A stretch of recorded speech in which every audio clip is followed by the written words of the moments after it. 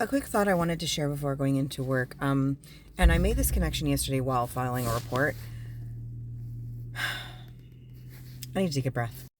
Many of you are aware of the Britney Spears story and the conservatorship. Many of you are aware of how abhorrent and sinister and disgusting this is. I want you to be acutely aware that that is exactly what being in a coercive controlling system is, and what being in a coercively controlling abuse relationship is.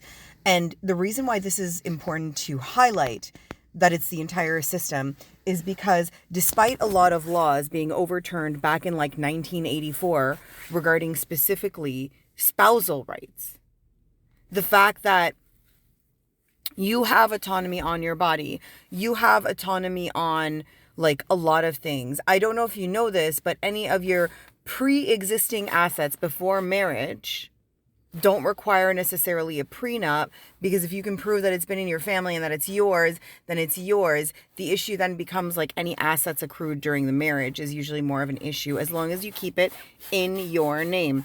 Those are not considered marital assets. Those are considered premarital assets.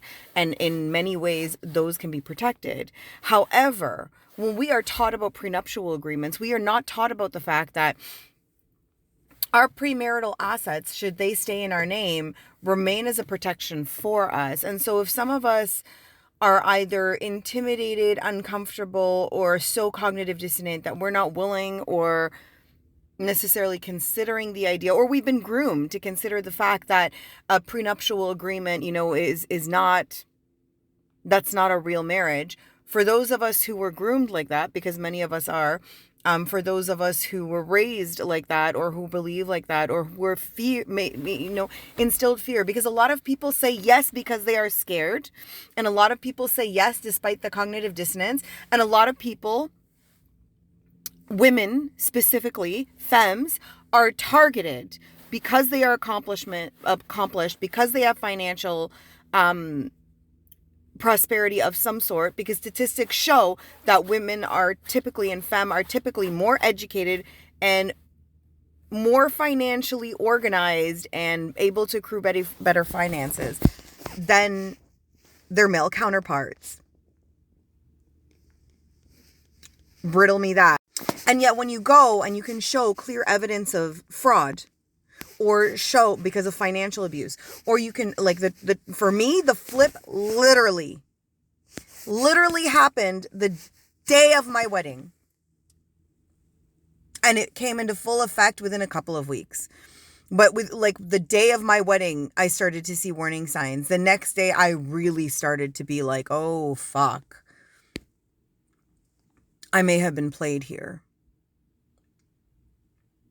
But there were years of love bombing and years of grooming that took place, because the fact is, covert narcissists are groomers. They're groomers. Abusers are groomers. They don't come and find the most submissive woman and just, some do, but some, it's a game for them. And when I go back to the conservatorship thing, if he has full control of the finances, not just control by access, and this is a big thing in the system.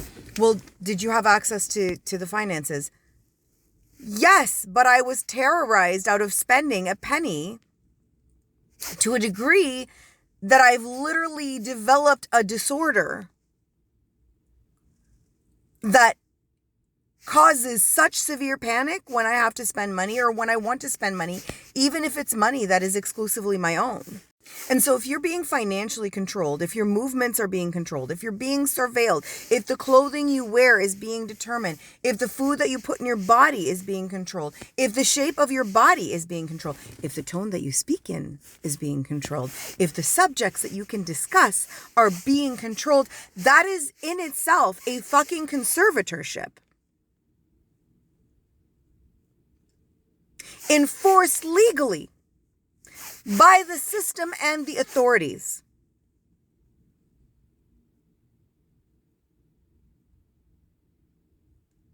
Like, you don't understand how sinister this shit is until you are in it. Some people it's obvious, but many people it's not. And even when it's not, if you contact their loved ones, if I used to be, I think I'm still pretty bubbly. Like, fuck him. Yeah, I'm still pretty bubbly. It just offended him when I was bubbly so much that I had to really tone down my personality to an extent where I would be introduced to his new friends and they would adore me. And then he would rip my head off and accuse me of trying to steal his friends and use them for surveillance or sleep with them.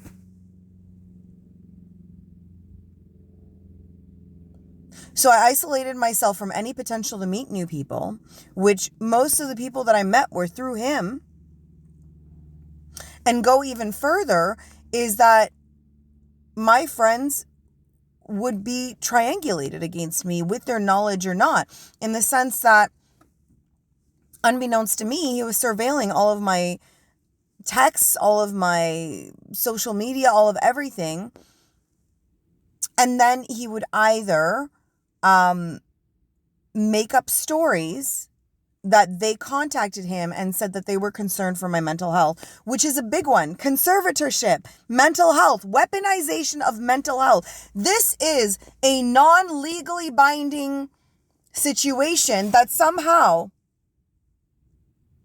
is enforced legally, criminally, and every way by every system as a legal conservatorship.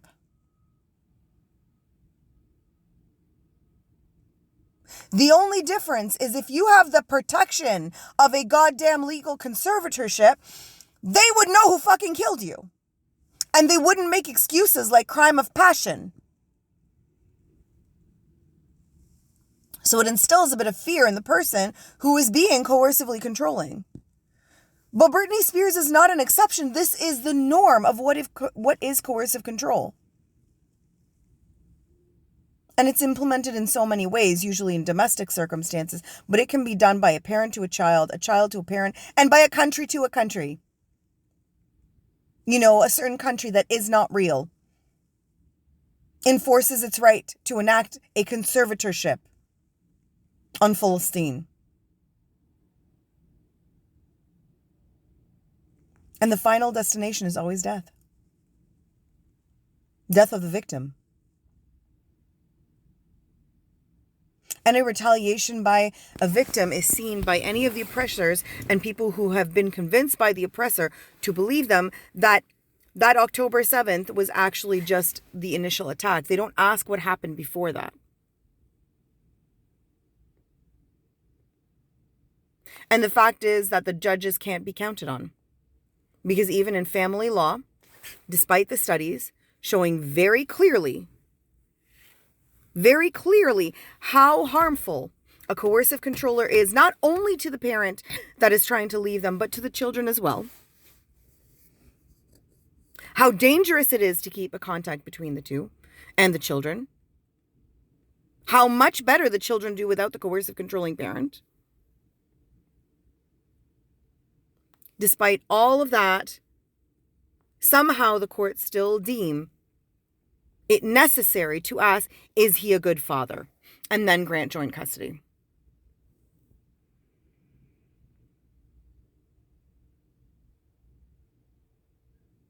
Or say both parties are toxic, when in actuality one is an attacker and one is defending themselves. The system is designed as a general conservatorship for any woman that gets married, any femme that gets married. Don't do it. Don't do it. If you must get a prenup,